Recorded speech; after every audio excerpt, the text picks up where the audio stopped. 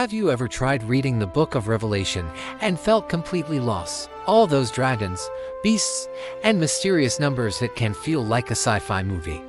But what if I told you it's not as scary or confusing as it seems? Let's break down the book of Revelation in simple terms together. So, who wrote this book and why? It was written by a man named John, who was exiled on the island of Patmos.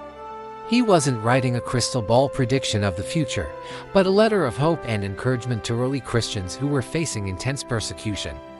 Think of it like a coded message to tell them, hang in there, good will ultimately triumph over evil.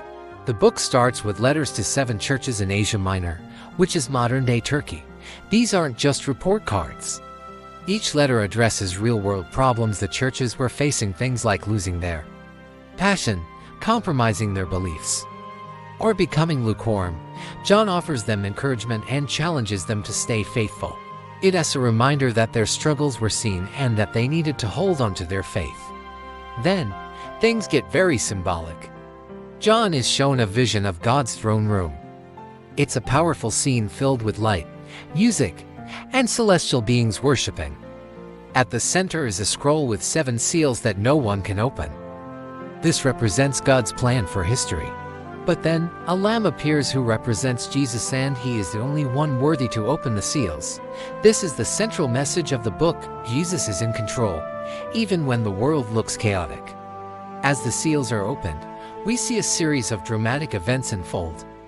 Often called the 4 horsemen of the apocalypse, they represent conquest, war, famine, and death. Sounds terrifying, right? But remember the context. John's readers were already experiencing these things. The vision wasn't predicting a far-off future as much as it was validating their present suffering, showing them that God saw their pain and that it was part of a larger divine plan.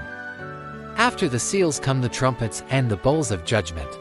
These visions get even more intense, with plagues and disasters, but it's important to see this through the lens of ancient literature. John uses dramatic imagery, much like the Old Testament prophets, to describe the consequences of human evil and rebellion against God. It's a vivid depiction of the world unraveling when it turns away from its creator. It's not meant to be a literal, step-by-step timeline, but a symbolic portrayal of justice and the inevitable clash between good and evil. In the middle of all this chaos, we see some of the most famous figures: a dragon, representing Satan, and 2 beasts. One beast rises from the sea, symbolizing corrupt, oppressive political power like the Roman Empire that was persecuting Christians. The other beast comes from the land, representing false religious systems that support this oppressive power. And what about the number 666? It's not some secret code for a modern politician. It's likely a form of ancient numerology, called gematria, where letters have numerical values. The number 666 probably pointed to the Emperor Nero, a notorious persecutor of Christians. It was a coded way of saying, this tyrannical ruler is the ultimate example of human rebellion against God. So, how does it all end? Not with gloom and doom, but with incredible hope. The climax of the book is the triumphant return of Jesus, not as a suffering lamb, but as a victorious king. He defeats the forces of evil once and for all. The corrupt systems of the world, symbolized by the city of Babylon, are brought down.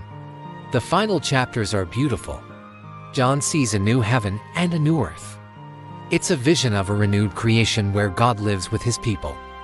There is no more pain, no more tears, no more death. The story ends with an invitation. It's a call to everyone to join in this new creation. So, the book of Revelation isn't a scary roadmap of the apocalypse. It's a powerful book of hope, written to comfort struggling believers. It reassures them and us that despite the chaos and evil we see in the world, God is on his throne. Jesus is victorious, and a beautiful future awaits. It's a story about ultimate victory and redemption. Thanks for watching.